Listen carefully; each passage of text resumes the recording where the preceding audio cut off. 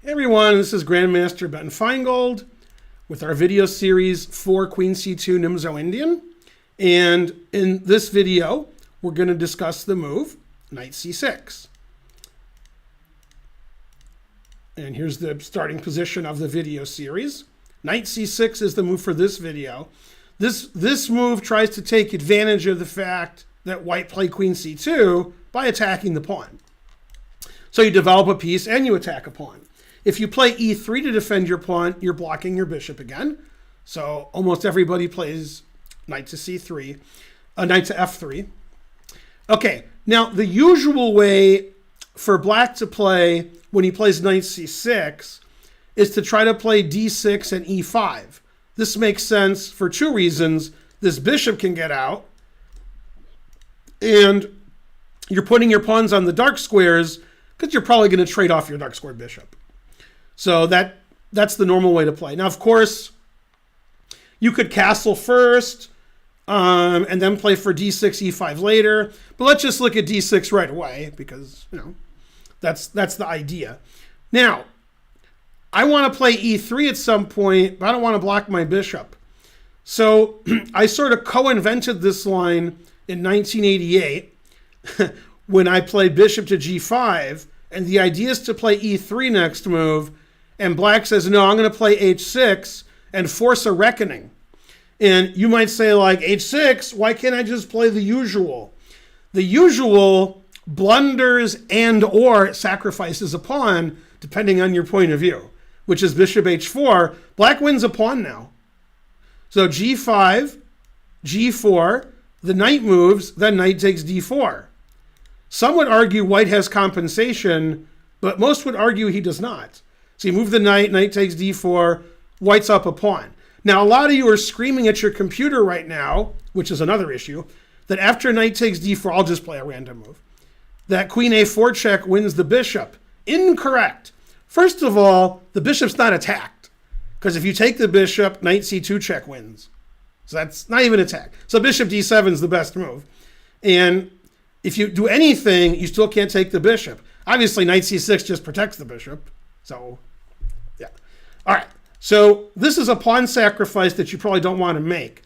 So when I had this position in 1988, I played bishop to D2.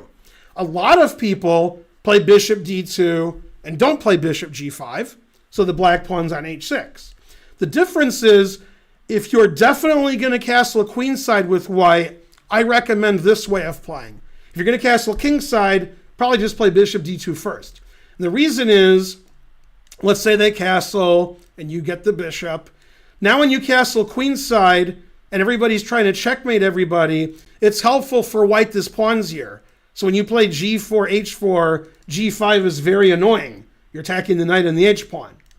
And, if you pawn's on H7, it takes white a lot more time to get his pawns to attack black's pawns. So if you're going to castle queenside, then you should play bishop G5, then bishop D2.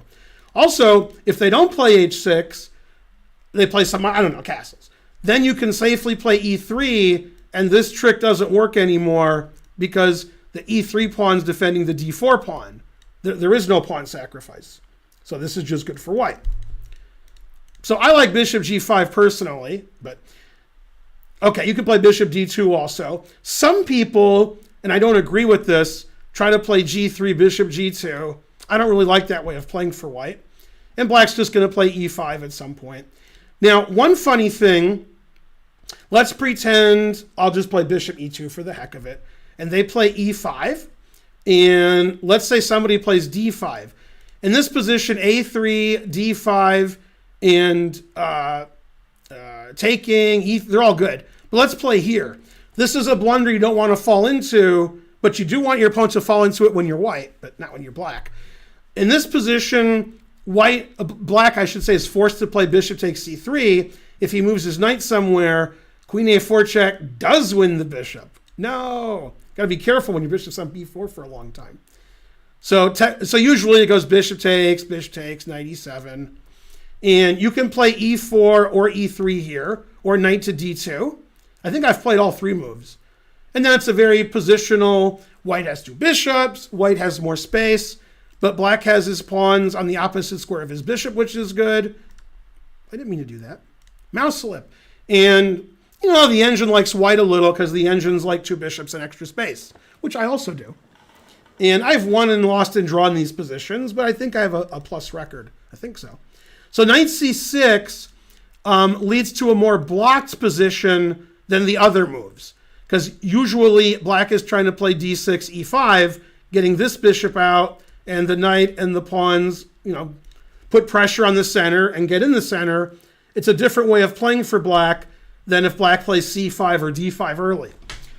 I'm Grandmaster Ben Feingold. I hope you enjoyed this video series so far. Please like and subscribe, and look out for more videos on the Queen c2 Nimzo Indian. Bye, everybody.